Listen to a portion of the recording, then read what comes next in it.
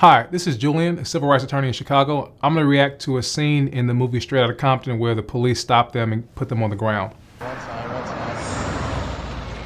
We ain't even doing shit. We not doing shit. You guys lost? Nah. You niggas supposed to be somewhere? Yeah. Here. We working. Oh, you working? Yeah, I bet. What we do? We'll find out in a minute what you did. What's this? Shut the fuck up. Get your ass on the ground now. Get on the ground.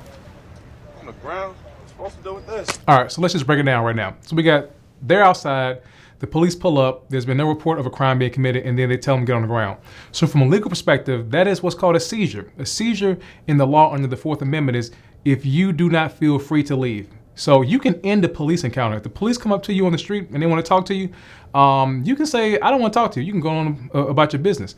Now, where it gets a little bit tricky when the law starts to change is where we have to ask the question, was the individual seized or detained? And what it really comes down to is, did the individual feel free to leave? If you choose to walk away with the police have done anything to you, and what we have here by the officer telling them to get on the ground, we now have a seizure, which means the Fourth Amendment now applies. And then we have to ask ourselves, was this seizure reasonable? From what we're looking at, no, it was not reasonable. There was no crime being committed. Nobody had done anything. No one called the police. We just got the police stopping and harassing some black guys and telling them to get on the ground. That is an illegal seizure. It's actually enough to file a civil rights claim just for that claim alone. The claim of being harassed by the police and being seized and told to get on the ground because the seizure would be unreasonable. Would that claim be worth a lot of money? No, really wouldn't be worth anything at all. But it is something that you could file a lawsuit for, which is called a illegal seizure. What we do? Hey, get down. Get on the ground now. Get your punk ass on the ground. Let's go. The fuck down. Hands behind your back, interlock your fingers. This is fucked up. Interlock them. Fuck, you got us on the ground like this for, officer? For our protection, 7 of you and 4 of us. So sit tight and let us do our job. Hey, officer, I'm sorry. What is going on out Sir, can you stay right there, please? We're trying to check these bangers, make sure they're clean. All right, I'm sorry. These are not bangers, okay? These are artists. Excuse me, artist? Yeah. Seriously? Yeah. What kind of... So when he says trying to stop them and see if they're clean, this is something that you saw a lot during the 90s, and especially in LA, but really across the country. And you still see it today. These stop and frisk policies where police officers stop particularly young black men and they stop them to run warrant checks on them, search them, frisk them to find out if they are committing crimes or if there's anything they can arrest them for. Now, a stop and frisk situation is actually something that's lawful. It's something that was authorized by the U.S. Supreme Court in 1968 in a case called Terry versus Ohio. And what the U.S. Supreme Court said is that the police have the right to temporarily detain someone if they believe that they have committed a crime, and they can search their outer garments, their outer clothing. They can't go in their pockets, they can't start going in bags, but they can pat down their outer garments if they believe the person is armed. That's the only time you can do what's called a stop and frisk.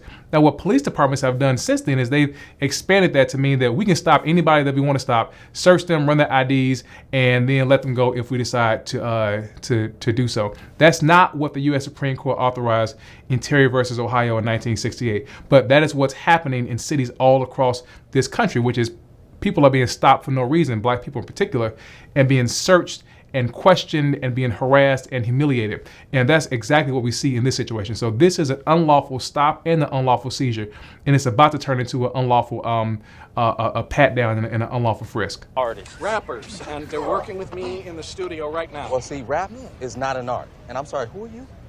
I'm the manager. Well, you're wasting your time, Mr. Manager. You gotta be kidding me. You're wasting your time. Really? These clients of yours, these Yeah. rappers, Yeah. they look like gang members. You can't come down here and arrest people just because of what they look like. Are you crazy? But that's police harassment. You said you're a manager, right? Yeah. Not a fucking lawyer. Does that matter? You cannot come down here and harass these guys because they're black. Calm down. People have Step back. rights. Step back. All right, Step fine. back. I'll step back. You let them up. Get up, guys. Come on, Eric. I mean, I just can't help but to think that if this had been a black guy, he'd been thrown on the ground too. Whether he was the manager or not, he'd have been on the ground immediately. You don't tell them Get to up. get up. I'm stepping We back. will Get up. decide You that. have no idea. The people I know. I'm going to call the mayor's office. Step back.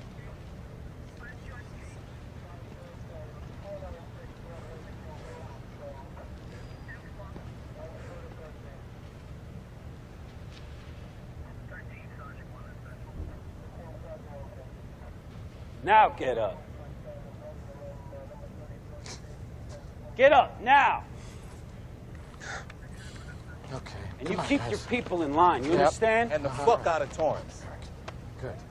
Come on. You got a problem? Sorry. My jersey, You ain't tough now, huh? Just get to step. Eric, come on. Come on. Let's go. You got a problem? Ella, I didn't hear you. let's go. It's a fucking shame. Shut up. Everything's fine, okay? Yeah. You got something to say? Cube? So fortunately for them, it ended okay, but stop and frisk policies like this are actually one of the main drivers of police violence against black people, because these small, minor stops can lead to really fatal outcomes for an individual. And just kind of as like a aside, I mean, they were able to kind of make it out unscathed, but you know, a lot of people don't have an older white guy who's going to come outside and stand up for them and say, let these young black boys up and leave them alone. For a lot of young black people, it ends in humiliation. Stop and frisk, like I said, not only lends to fatal encounters, but these policies really have humiliated and have degraded entire communities of black men, where you feel like you are being invaded by an occupying force, because every time you go out of your home, you're being stopped. I mean, can you imagine that? Being stopped in your own community every time you walk out of the door, where the people that are sent there to protect and serve treat you as if you are a foreigner in their land. They stop you, they frisk you, they ask you for your IDs. These stop and frisk policies are actually kind of similar to what we saw during the days of slavery, where black people will be stopped and asked to present their freedom papers. I mean, these policies are really, really degrading, and they're hurting black communities all across this country. So while I did comment on this movie and this clip from this movie, I really did it to highlight how what is depicted on the movie screen is happening every day in cities all across this country, where millions of black men and women have been degraded, humiliated, and made to feel like they aren't citizens of this country because of these policies like stop and frisk.